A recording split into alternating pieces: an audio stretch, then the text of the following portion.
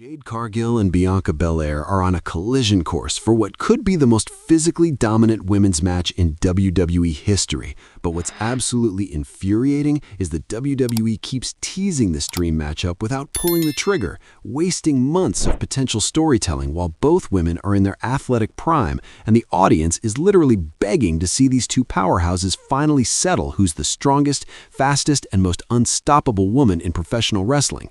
I'm about to break down why WWE's hesitation to book Jade versus Bianca is either the most frustrating missed opportunity or the smartest slow burn build in years, how their inevitable confrontation will redefine what women's wrestling can be when you put two legitimate athletes in the ring together, why both women need this match more than WWE seems to realize, and what the result of this collision will reveal about WWE's long-term plans for the women's division and whether they're ready to center their entire brand around the kind of athletic spectacle that Jade and Bianca represent. Let me start with the undeniable truth that's driving fans crazy. Jade Cargill and Bianca Belair are the two most physically impressive women in WWE, possibly in all of wrestling, and keeping them apart feels like criminal negligence of your best resources. Both women are over 6 feet tall in their gear. Both are absolutely shredded with muscle definition that most male wrestlers would envy. Both have legitimate athletic backgrounds outside wrestling, and both carry themselves with the confidence of champions who've never met an obstacle they couldn't overcome through sheer physical superiority. Bianca's been the EST of WWE for years, establishing herself as the strongest, fastest, toughest woman on the roster through incredible matches and championship reigns. She's the proven commodity, the workhorse who carries SmackDown's women's division, the athlete who does things in the ring that seem impossible for someone her size. She's earned every accolade through years of grinding, improving, and delivering when it matters most. Jade arrived in WWE with massive hype from her AEW run, an undefeated streak that made her look invincible, and the kind of look that WWE absolutely loves, a crossover star who could be on magazine covers and talk shows while also dominating in the ring. But she's still relatively new to WWE's specific style and audience, still proving herself on the biggest stage, still establishing that her success wasn't just AEW protecting her, but legitimate talent that translates anywhere. Drop in the comments immediately, who do you think is genuinely the better all-around performer right now? Bianca Belair with her proven WWE track record, or Jade Cargill with her incredible physical tools and potential? This is the foundational debate. The tension between them has been building slowly, mostly through social media exchanges and subtle on-screen moments rather than direct confrontation. Jade's made comments about being the most dominant woman in WWE. Bianca's fired back that dominance is proven through years of performance, not just hype and muscle. They've had brief interactions in Royal Rumbles and multi-woman matches where they've stared each other down, teasing the power clash everyone wants to see. But WWE hasn't pulled the trigger on a proper feud, and that's either genius patience or frustrating cowardice depending on your perspective.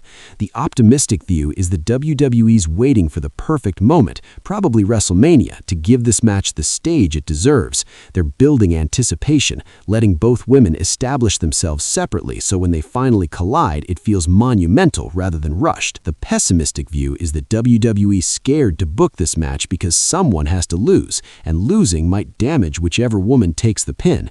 Bianca losing undermines her established dominance and suggests the new star has already surpassed her. Jade losing kills her unbeatable aura and makes her look like another wrestler rather than a special attraction.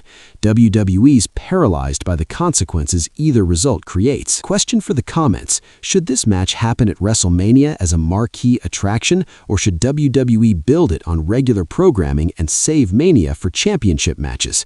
The platform matters for how this is perceived. Let's break down what makes this potential match so compelling from a pure wrestling perspective.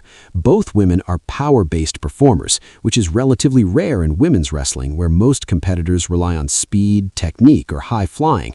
Jade and Bianca throwing each other around, hitting power moves that look devastating, showcasing raw strength in ways we don't typically see in women's matches. That's a different kind of spectacle. Bianca's got the experience advantage, having been in WWE's system longer and worked with a wider variety of opponents. She knows how to structure a match, how to work a crowd, how to create drama and false finishes. She's the better technical wrestler, the smarter ring general, the person who will make this match work even if Jade is still developing. Jade's got the intimidation factor and the wow factor. When she picks someone up for a powerbomb, it looks effortless in a way that Bianca's power moves, while impressive, require visible effort. Jade moves like someone who's legitimately stronger than everyone else, and that creates a different kind of aura. She's also still hungry to prove herself, which can be an advantage against someone who's already accomplished everything. The style clash is fascinating because despite both being power wrestlers, they're different types of power. Bianca's explosive power, quick bursts of strength combined with athleticism. She'll hit a vertical suplex, then immediately kip up and hit a standing moonsault. Jade's more deliberate power, taking her time to showcase strength, making everything look easy and dominant. The contrast creates natural storytelling about different approaches to physical dominance. The match itself needs to be competitive to work. If either woman dominates from start to finish, it ruins the appeal. We need to see them trading power moves, countering each other's offense, showing that they're evenly matched in ways that force them both to dig deeper than they've had to before. Near falls matter enormously in this match because every time one kicks out of the other's big move, it establishes that they're operating on a different level than normal competitors. Drop your dream finish. How should this match end to maximize both women's stock? Clean pin, interference, time limit, or something else?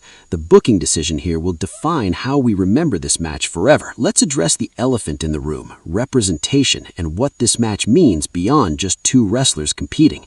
Jade Cargill and Bianca Belair are both black women who are being positioned as the physical elite of their division, and that visibility matters. Young black girls watching WWE see women who look like them presented as strong, powerful, dominant athletes rather than stereotypical roles.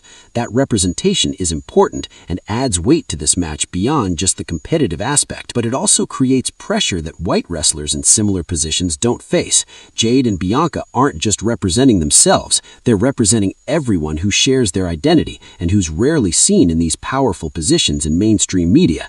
That's unfair additional burden, but it's also an opportunity to create inspiring moments that resonate beyond just wrestling fans. The comparison between their career trajectories is instructive. Bianca came up through WWE's developmental system, spent years in NXT perfecting her craft, had both successes and failures, and gradually built her reputation until she was undeniable. Jade got signed based on her look and potential, was immediately pushed as a star in AEW, protected with an undefeated streak, and is now in WWE expected to perform at a main event level with relatively limited experience. Both paths are valid, but they create different expectations. Bianca's earned the benefit of the doubt through proven performance. When she has a great match, it's another excellent performance from Bianca. When Jade has a great match, it's wow, maybe she's actually as good as the hype suggested.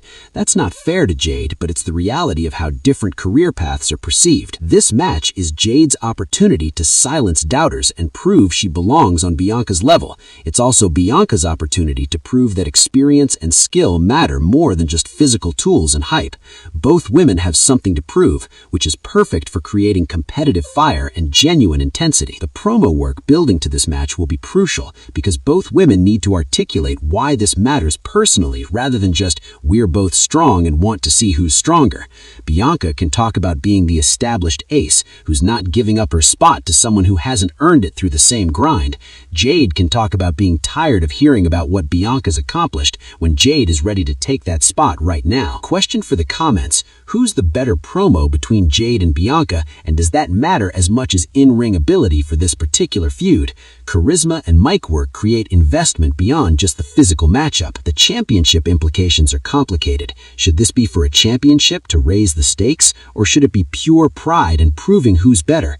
Arguments exist for both. A championship match. Jade Cargill and Bianca Belair are on a collision course for what could be the most physically dominant women's match in WWE history. But what's absolutely infuriating is that WWE keeps teasing this dream matchup without pulling the trigger, wasting months of potential storytelling while both women are in their athletic prime, and the audience is literally begging to see these two powerhouses finally settle who's the strongest, fastest, and most unstoppable woman in professional professional wrestling.